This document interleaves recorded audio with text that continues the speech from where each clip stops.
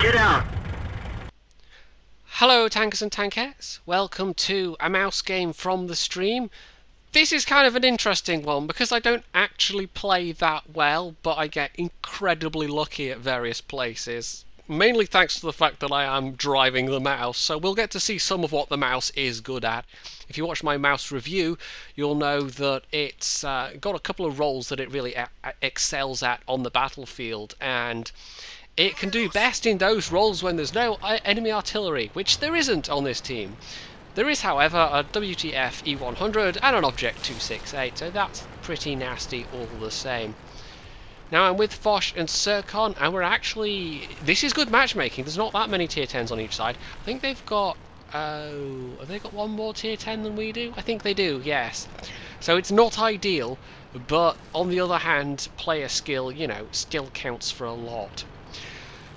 Now, we're actually going to go and... you can see our team... It's us and an IS-8 going for the hill, and you might think, why would you rush hill in a mouse?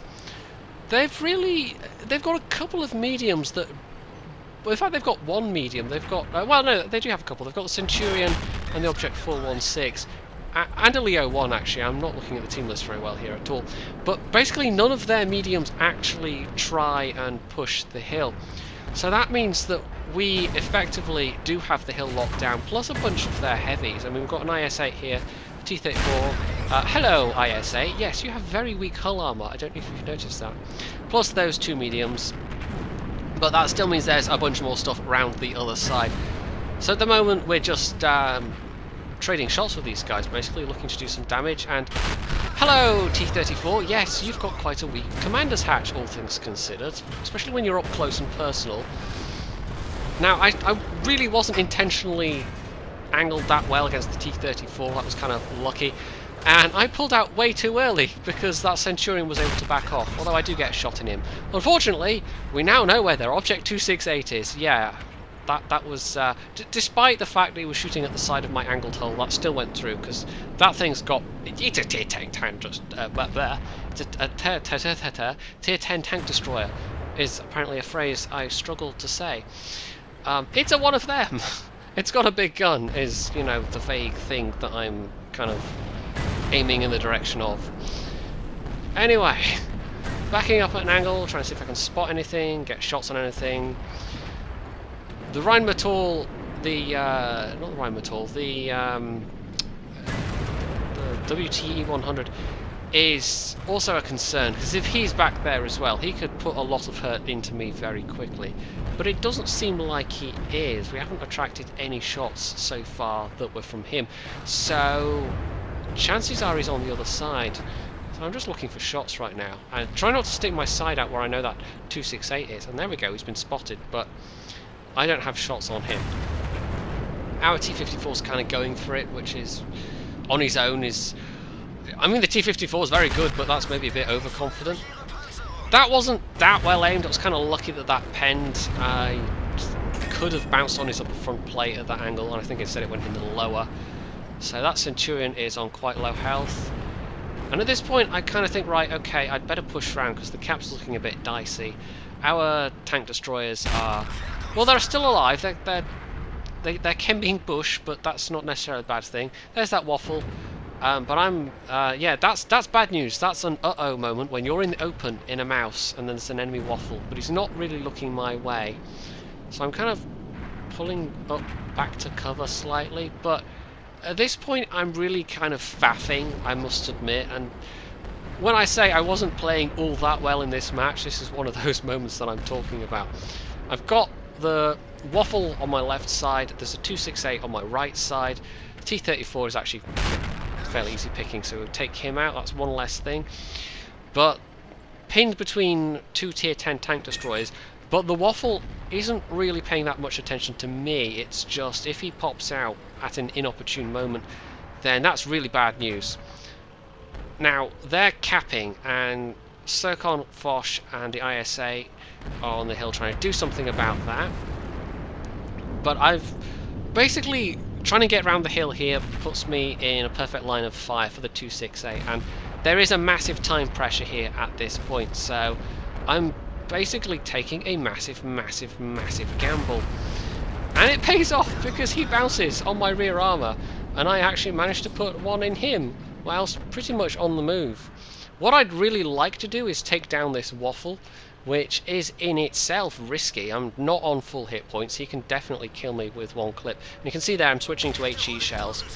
And again, mouse too strong. I actually bounce that 268 shot again when he's got a perfect shot up my rear again. So let's, I think I hit his gun there because that was 267 damage, but if I can get a decent roll on this, then I can nail this guy because he is absolutely a major threat right now. And he puts one in me, and I angle some more, and he misses, and then he misses again, and there's that incredible luck. Not only have I had an Object 268 bounce on my rear armour, but I had that waffle fire twice into the ground. And there's some bad luck because he gets away with one hit point. And I also took one in the rear from the IS-4, so my rear armour would not stand up that well. Now the instincts, the impulse here is to follow round, take that waffle with one hit point, which is annoying, but the 268 may or may not still be there, in which case I am giving him perfect shots on my side armour, and it's not like I haven't already used up my fair share of luck in this battle. However, largely thanks to Zircon and Foch, and I think work by some of the other tanks as well. I mean, it's hard to tell from this distance. I was kind of occupied with my own things at that point. It's the case that uh-oh, there's that 268. They were able to reset the cap, and we're now looking much more even. But that 268 is now on the hill. Foch tries to make a getaway, but there's the E100 down there, the 268 behind him. And that 268 is going to be a real pain. Now, the IS-8 does shoot him, but he's going to nail the IS-8 too, unfortunately. And there's Zircon dead as well, and that's because that waffle was still alive with one hit point because RNG trolled me. One hit point. If I'd managed to get the guy, and bear in mind I was shooting HE shells at him, but apparently I didn't kill enough modules or kill enough, you know, I didn't affect his reload rate, I didn't kill his loaders, or I didn't knacker his gun, or, you know, it wasn't enough, alas. So that was unlucky. So I had a fair share of luck in this battle, but there was some unlucky moments as well, and hey, welcome to World of Tanks.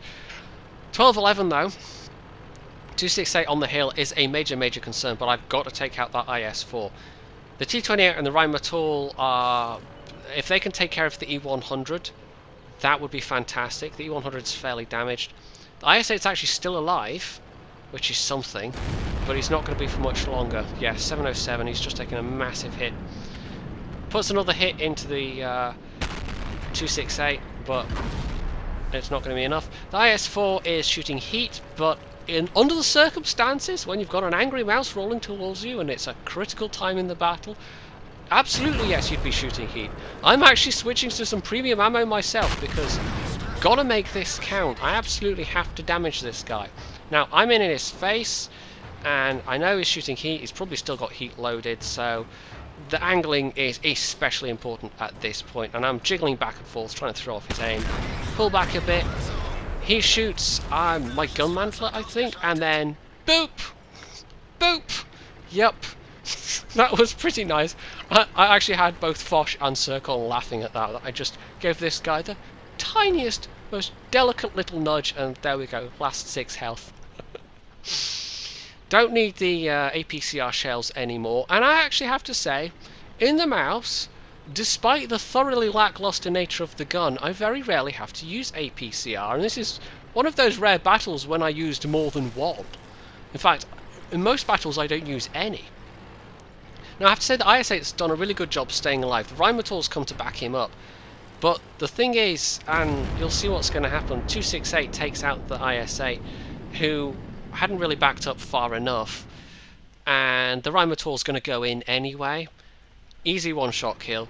T-28 is sitting where he always was. He hasn't moved, and yes, he's incredibly slow, but we're now down to 2 versus 1, and at this point capping seemed like very much the sensible thing to do, because if I go up on the hill, if I try and chase down this 268, the T28 ain't moving at this point. He just isn't moving.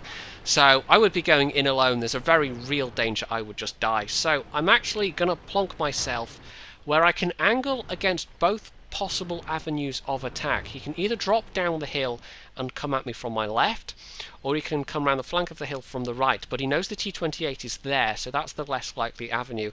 And at least the T28 being there means that if the object 268 tries to circle around that way, he's going to get spotted more than likely. So I'm thinking it's going to be to my left. He's going to appear from this direction, so I'm just taking a little peek back to the APCR, and this is one of those occasions when capping is actually the sensible thing to do, when it could actually go the other way. So I know I've been spotted, got sixth sense, going to adjust my angle because I know where he is now, so I can put a bit more angle on that side armour, make it a bit more likely that he will bounce. If he's shooting APCR, if he's shooting AP or heat, because I think that thing gets heat ammo as its premium, what he should have done if he wanted to reset, and what he should do, rather, I've given that away now, haven't I? What he should do is fire an HE shell and then pull back. And maybe then he'd have a chance. Because, you know, I'm rapidly racking up these capture points.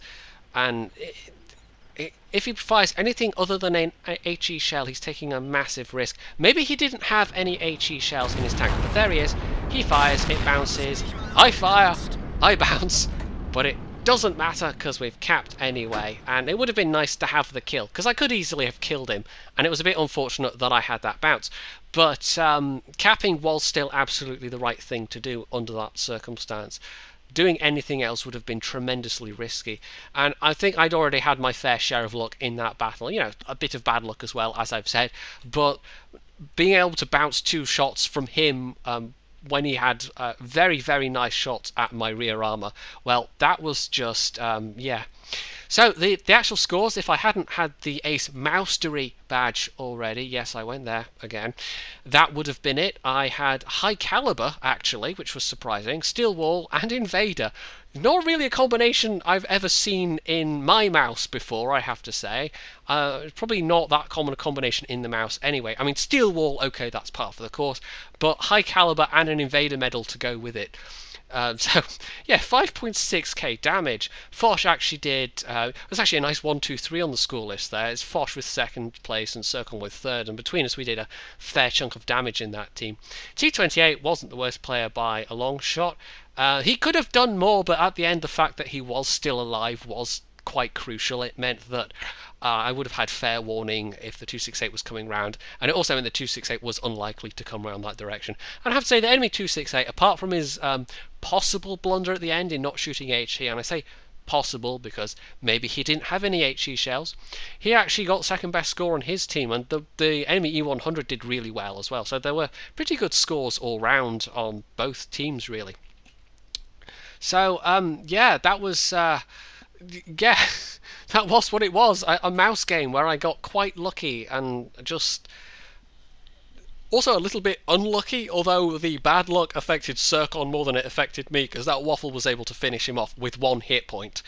If I'd had just 1 more on any of the HE rolls that I'd hit the guy with, then yes, okay, that could have been a very different ending, because I think Circon would have still been alive and he could have done a lot more. But the fact that I was actually able to stay alive and cap just guaranteed the victory, even though it probably would have felt more glorious to hunt down the 268 and actually nail him for that last bit of health he had, but it also would have been incredibly, incredibly dicey. It would have been there's every chance he would have finished me off, because the mouse is a big target, whereas if you can get into a hunkered down position like that and you're one-on-one essentially with the remaining enemy tank, then if they have to approach you over open ground and you've got cover, that is absolutely what you want to be doing to guarantee the win. And the fact that I actually managed the most damage of anyone in the team, well, that's not really a common occurrence in the mouse either, especially when I'm playing with Circon and Foch. The rate of fire on the mouse means that racking up high amounts of damage is actually not that easy. But in this case, because they both actually ended up dying, I was able to I was doing alright up to that point damage-wise anyway, but from that point onwards there was more for me to shoot at, so yeah. And that IS-4, that was just funny. Just mouse too strong, that's what it is.